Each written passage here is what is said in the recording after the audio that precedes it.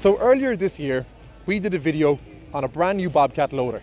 That video was one of the most polarizing videos that we've ever done. In total, we received over 10,000 comments with questions looking to know more about this loader. So Joel, for people who haven't seen it, can you give us a quick flavor actually of what this machine is?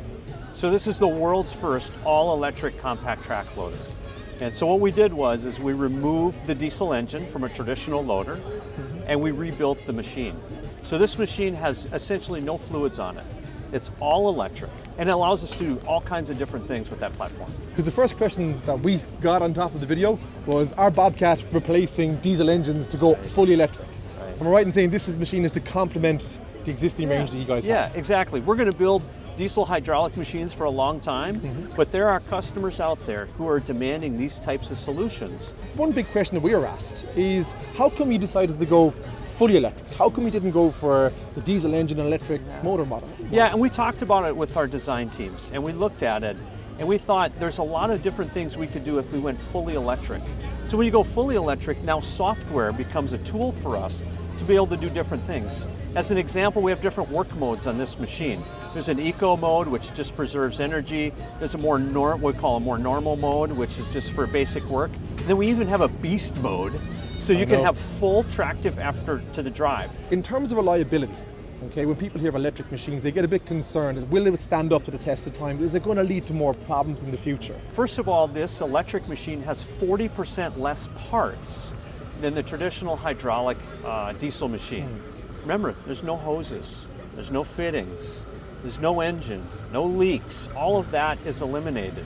And you just replace it with wires. The components of this machine are meant to be in excess of 10,000 hour types of components. Yes. That's the type of componentry that we're using here for long-term reliability, durability, because we know customers need that in this type of equipment. Yeah, because when people saw the ball screw actuators on the front, and you guys are using a real proven manufacturer on this, but initially, customers are so used to the tried and tested hydraulic rams on it. So you reckon that you'll have the same lifespan, if not more, with a ball screw actuator versus your traditional hydraulic cylinder method? Absolutely, absolutely. We know we had to match or exceed the life of a current machine, and these components will exceed that. Always the elephant in the room, especially when it comes to electric vehicles and electric machines, is run times and charge times. Yeah, 4 hours continuous. So let's explain that. And believe me, I read the blogs too. So let's break this down, what 4 hours of continuous time means on an electric machine. I think what people don't realize is, on an electric machine, you're only consuming power when you're stroking the joysticks. When you let off your hands of the joysticks, it's not consuming any electrical power. And so the machine never idles. And this is something that people just can't seem to quite get their heads wrapped around. But if you start to think about it, 4 hours of continuous time will cover most applications for a full work day. People are getting in and out of their machines and doing that. And we know from our own telematic data, the average contractor only uses a diesel hydraulic machine basically about 3 hours a day. And of that 3 hours, 1/3 of the time is spent at idle. Next question I got asked a lot is in relation to the battery itself. Okay, so will there be more options for larger batteries going forward in terms of on the machine? So you have an option for maybe a 4-hour runtime or a slightly larger runtime, or will you guys focus on simply having one battery going forward? Well, in our initial launch, it's going to be this battery, but we are looking at larger batteries. We're also looking at fast charging as another potential option as well.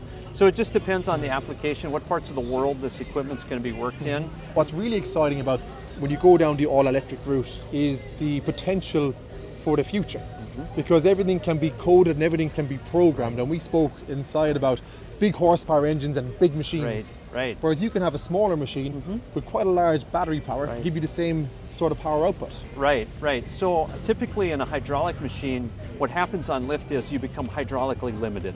At some point physically you can't put enough flow or oil through the cylinders to be able to do that. With these types of machines, it's just more current. And so in theory, if we put more counterweight on the back, we could lift more with this machine. A lot of people will use track loaders for snow removal and whatnot. So how does a machine like this perform in weather like today, or maybe in an ultra cold weather situation? In our testing, which is in the United States and way up in North Dakota, we've tested this to 20 below zero Fahrenheit. Oh wow. And we get great performance. It's really a misnomer a lot of times with electric machines that somehow you get into cold weather, that's going to be an issue. But with this machine here, we don't have those issues. In terms of a lifespan of the battery, okay, is there any sort of data yet, or is it a little bit too early in terms of the lifespan of a battery on this machine before it needs to be replaced? Yeah, so we're working with our battery manufacturer. They're talking about a 10-year life on the battery. Okay. So a very extended life, as well as 85% of the components of that battery are recyclable. So the cells, the lithium, all those other things, and that's very important when you talk about sustainability, is the full cycle of that battery. And so the battery in these machines is very durable as well as very environmentally friendly. Okay. Brilliant. Well, look, I think they were the top comments that we got from our viewers when they were watching the video. I think you've managed to answer them all, so so fair play. And thank you for taking the time to talk us through the T7X again. Now when your boom is up and you can't see to the right, I can have different camera views that can just show you kind of like you're seeing through the boom.